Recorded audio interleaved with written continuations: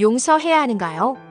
이 질문에서는 어떤 답이 나와도 용서해야 할 상황에서 자유롭지 못합니다.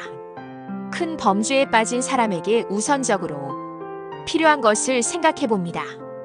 감옥에 보내는 것도 필요하지만 그것 못지않게 중요한 것은 정상적인 생활이 가능한 전문 치료와 선으로 회복될 수 있는 연구입니다. 악을 저주함은 더 큰 악을 부르고 사랑으로 베품은 다시 사랑으로 돌아오는 자연의 섭리를 이해해 봅니다.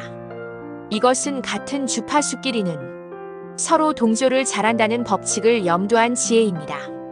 진리에 탐구하려면 현상적인 악을 본질적인 선으로 돌아가도록 돕는 일에 관심이 많아져야 합니다. 이런 관심의 증폭은 자기가 자신을 돌보는 문제가 이웃을 돕는다는 문제와 관련이 깊다는 것을 알기 때문입니다. 우리는 스스로에게도 자기와의 친교 속에 정신적, 육체적 성장을 저해하는 가장 큰 원인이 감춰질 수 있다는 사실을 알아차려야 하는데, 그 숨은 원인 중 제일 알아차리기 어려운 것은 자신에 대한 부당한 평가입니다. 누군가 나를 힘들게 만들어 마음 안에 고통을 느끼게 하였다면 나에게 자책감을 주거나 혹은 그 상대를 미워함으로 그 고리에 연결되어선 안 됩니다. 그러한 상황에서 우리는 그 상대가 나의 성숙을 위한 촉매로 봉사하고 있다는 것을 알아차리고 나 자신의 분노가 왜 그리 강렬한 것이었는지 공부할 기회를 얻었다는 것에 감사해야 합니다. 그 사람이 바로 내가 커지기 위한 스승이자 동기 제공자라는 사실을 이해해야 하기 때문입니다. 싸움을 포기함으로써 분노를 이겨가고 양극화된 에너지를 바꾸어 줄다리기 싸움을 막아낸다는 것은 놀라운 일입니다.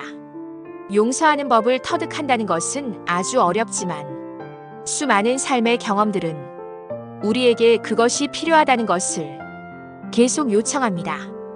하느님은 우리에게 그러한 방법을 성취하도록 삶의 체험을 통해 자꾸 숙제를 줍니다. 사실 용서를 하려면 이치적으로 풀어봐도 용서해줘야 할 상황의 비중보다 더 중요한 상황이 생겨야 인간은 용서의 여부를 따지는 긴장된 상황에서 나올 수 있습니다. 더 중요한 상황은 반드시 너무나 좋은 일과 구체적으로 관계되어야 합니다. 그래서 우리는 아무리 부정적인 상황에서라도 긍정적인 것을 발견하려 하고 그것을 향상해 나가야 합니다. 우리는 자신을 긍정함으로써 자신 안에 감춰진 진실된 아름다움을 보아야 합니다.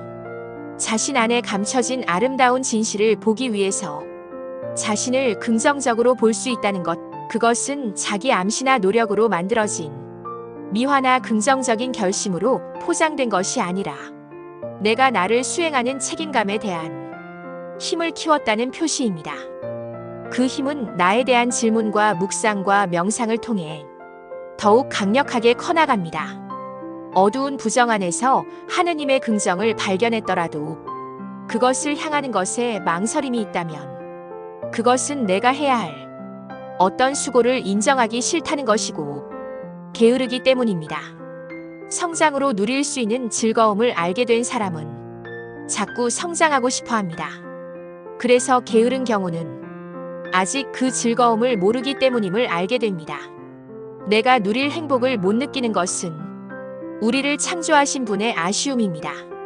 작품의 가치가 어떤 원인으로 계속 축소되면 작품의 주인은 얼마나 안타까울까요? 인간은 자신이 하는 일들과 상황에서 조금 떨어져 자신을 관찰하고 조금만 여유를 가지면 항상 그 자리에 다가오는 하느님의 섭리를 알아차릴 수 있습니다. 세상을 돌보는 하느님의 섭리는 우리 삶의 생명력이 어떠한 역동성으로 작용하면서 우리 삶이 얼마나 창조적이고 도전적이게 준비되었는지 알게 해줍니다. 이 알문 자기 삶을 더욱 충만하게 만듭니다. 이 알문 제각기 개성마다 다르게 드러나지만 공통적으로 친교를 항하려 하고 봉사하게 하고 지향으로 하나 되게 합니다. 우리는 이런 준비를 통해서 알아차림으로 일어나는 깨우침들과 그것과 상관없는 것들을 분별해 나갈 수 있습니다.